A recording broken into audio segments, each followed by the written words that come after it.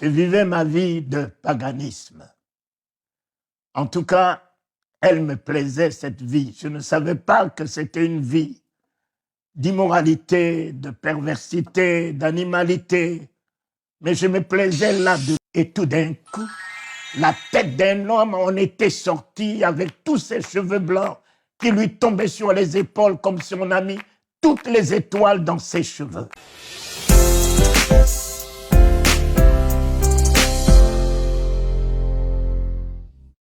Abraham, notre père, avait son histoire avec l'Éternel.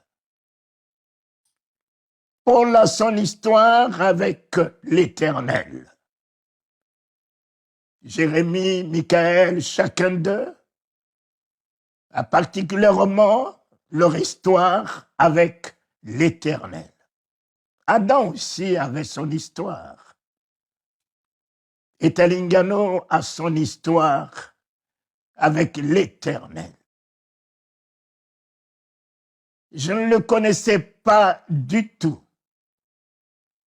Je n'avais jamais entendu parler de son existence. Mes yeux n'ont jamais vu la Bible, et encore moins la connaissance de la Bible. Et puis ensuite, un jour, m'attendant à rien du tout, sortant d'une boîte de nuit, et je me suis retrouvé à la maison. Ce soir-là, je ne me sentais pas bien dans toute la jouissance, dans cette boîte de nuit, rien ne me plaisait. Et je disais à mes amis, ramenez-moi à la maison. Et quand ils m'ont ramené à la maison, j'ai pris ma chambre. Et voilà, à minuit juste, un projecteur s'est allumé dans ma chambre. Une lumière sortant du naturel. Celle-là, je ne sais pas si on peut donner à celle-là le nom de lumière, mais c'est une lumière surnaturelle. À minuit juste, un projecteur s'est allumé dans ma chambre. Une lumière sortant du naturel. Celle-là, je ne sais pas si on peut donner à celle-là le nom de lumière, mais c'est une lumière surnaturelle. Quelle splendeur, quelle beauté, quelle magnificence, quelle gloire, quelle puissance. Mes yeux contemplaient cette lumière. Et tout d'un coup, la tête d'un homme en était sortie avec tous ses cheveux blancs qui lui tombaient sur les épaules comme si on a mis toutes les étoiles dans ses cheveux.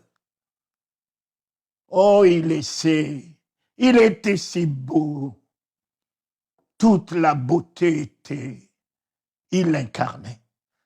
Il incarnait toute la beauté. Il n'y a pas un mot, mes chers amis, pour décrire ce que Christ, lui, est. C'est lui qui a créé le ciel, c'est lui qui a créé la terre, c'est lui qui a donné la lumière au soleil, la beauté aux étoiles, aux diamants. Donc rien ne peut l'égaler. Alors, en le regardant, je me suis rendu compte que quand j'étais petit, j'avais cette image dans l'église catholique et je me suis retrouvé là-dedans en disant, mais ceci n'est pas Jésus, mais c'est bien Jésus. Mais je connais cette image, c'est bien Jésus. Et quand je disais, c'est Jésus, il s'est mis à sourire. Oh, à sourire. Et quand il s'est mis à sourire, je me suis dit que, voilà, il a vu toute ma vicissitude, mon péché, et voilà, il se moque de moi. Et c'est pour la première fois que je vais entendre une voix si puissante, si convaincante, rentrant dans mon oreille en me disant, non, il ne se moque pas de toi, vois combien il t'aime. vois combien il t'aime. Et en regardant dans l'amour, dans les yeux de cet homme, je voyais l'amour qu'il avait pour moi. Je me culpabilisais de ma vie de désordre, mais lui, il était en hauteur avec son amour. Il était dans la grandeur avec son amour. Et le Saint-Esprit m'a dit, vois, il fallait que je puisse relever ma tête pour voir dans ses yeux l'amour qu'il avait pour moi. Et quand j'ai contemplé dans ses yeux l'amour, j'ai dit, mais il est amour, il m'aime. Voilà ce qui m'a amené à la conviction que cet homme n'est pas notre égal. Tout en lui n'est que amour. Ses yeux ne reflétaient que l'amour. Tout en lui n'était que amour. Il m'a aimé. Sortant d'une boîte de nuit, il m'a aimé. Dans l'état où je me trouvais, il m'a aimé.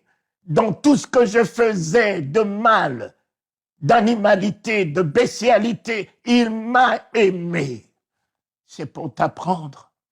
Ne cherche pas à devenir quelqu'un d'autre.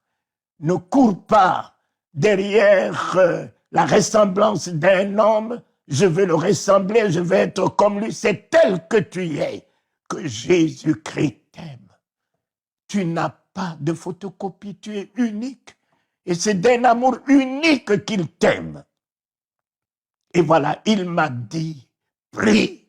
Et je lui ai dit que je ne connais pas prier. La prière qu'on m'a appris, c'est « Je vous salue Marie, notre Père qui es aux cieux, laquelle de deux voudras-tu bien que je puisse t'offrir ?» Jésus s'est de nouveau mis à sourire. Il m'aime. L'amour de cet homme m'a amené à croire que je dois sortir de toute culpabilité. Je dois sortir du remords. Je dois sortir de tout esprit de moins que rien. Je dois sortir de tout esprit négatif en moi. Il m'aime. Cela suffit. Et le voici en train de partir avec tout son diadème qui l'accompagne. À 3 heures du matin, il est de nouveau revenu. Prie. Je lui ai dit, mais je t'avais dit que je ne connaissais pas prier, je ne connais pas prier. Mais laquelle de deux voudras-tu bien que je puisse t'offrir? Il a de nouveau souri. Et la troisième, c'est à 5h45. Il est revenu cette fois-ci. Ce n'est plus ce Jésus à nous. C'était alors un Jésus tout-puissant. Je me suis retrouvé par terre. Je ne sais quelle puissance m'a mis par terre. Je me suis retrouvé par la puissance de son amour par terre. La puissance de sa bonté, de sa miséricorde par terre. La puissance de sa compassion par terre. Et j'ai reçu des décharges qui sortaient alors de sa présence, de ses yeux et de sa parole qui me disait « Prie ».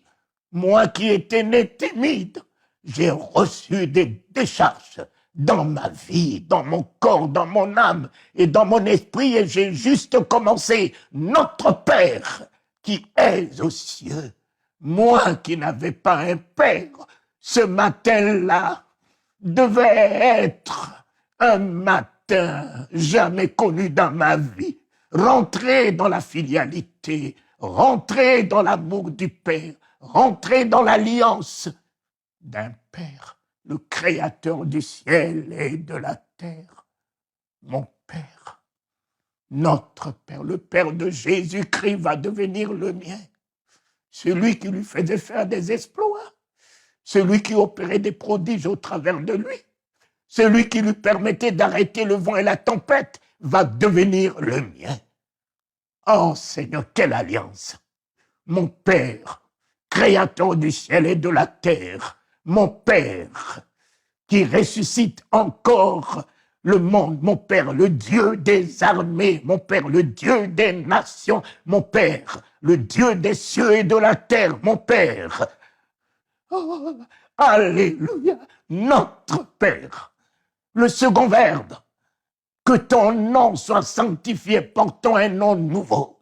Comme Abraham a porté un nom nouveau pour que tout puisse commencer avec lui. Comme Jacob a porté un nom nouveau, Israël, pour que nous ayons aujourd'hui une nation appelée Israël. Comme Simon a porté un nom nouveau, Pierre, pour que nous puissions parler de Pierre. Aujourd'hui, le matin de la Pentecôte, avec un discours de feu et flamme, celui qui a renié le Seigneur va devenir la bouche du royaume, la bouche de la révélation. Il va devenir le miracle. Il va devenir la résurrection, ramenant Tabitha en vie. Notre Père, celui qui a arrêté Saul sur la route de sa méchanceté, criminalité, violence, méchanceté, et qui a fait de lui d'un nouveau nom Paul. J'ai eu un nouveau nom, le nom de l'Éternel, comme Deutéronome 28 nous dit, je suis appelé du nom de l'Éternel. Notre Père, que ton nom soit sanctifié, ma vie sanctifiée, mon âme sanctifiée. Je porte un nom solennel, un nom puissant, un nom redoutable, un nom qui me permet aujourd'hui d'être appelé fils de Dieu. Et le dernier, que ton règne vienne. Voilà le mot qui a changé ma vie. Le règne de l'Éternel est descendu dans ma vie, le Christ. Le règne de l'Éternel, le Saint-Esprit. Le règne de l'Éternel, le pardon de tous mes péchés. Le règne de l'Éternel, la vie de Dieu. Le règne de l'Éternel, la joie de Dieu. Le règne de l'Éternel, la gloire de Dieu est descendu dans ma vie. Immédiatement, je me suis vu en train de parler en langue, n'ayant jamais su qu'il y a un don du parler en langue du royaume, où on peut se permettre de dire des mystères à Dieu. J'en ai reçu. Je n'ai pas reçu ceci de l'enseignement d'un homme. Je ne l'ai pas reçu ceci de la connaissance des versets et des chapitres, mais je l'ai reçu que de lui. L'agneau qui ôte les péchés du monde et qui baptise de feu et du Saint-Esprit, en vérité, il est le même. Baptisons du feu et du Saint-Esprit. Et j'ai commencé à parler en langue, bouleversant ma famille, mon père, ma mère, tout le monde s'est mis en train de pleurer, pensant que je suis devenu fou ou que je suis devenu alors malade. Et voici mon départ.